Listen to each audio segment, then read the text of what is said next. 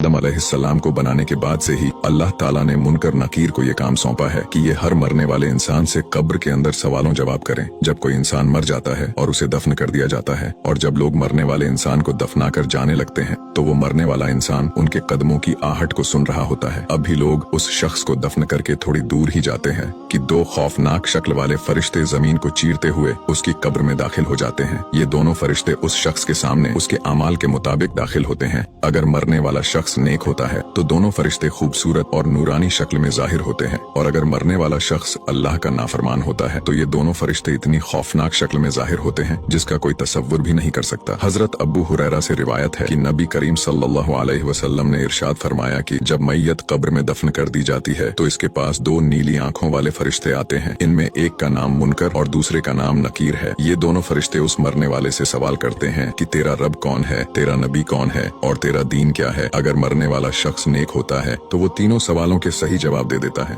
कि मेरा रब अल्लाह है, मेरे नबी हजरत मोहम्मद सल्लल्लाहु अलैहि वसल्लम है और मेरा दीन इस्लाम है। जब वो शख्स तीनों सवालों के सही जवाब दे देता है तो दोनों फरिश्ते कहते हैं कि हमें पता था कि तू यही जवाब देगा। इसके बाद उस शख्स की कब्र को 70-70 हाथ फैला दिया जाता है और उसकी कब्र में जन्नत की खिड़की को खोल दिया जाता है, जिसके बाद उसकी कब्र जन्नत के बागों में से एक बाग बन जाती है। इसके बाद दोनों फरिश्ते उस शख्स से कहते हैं कि अब तुम सो जाओ।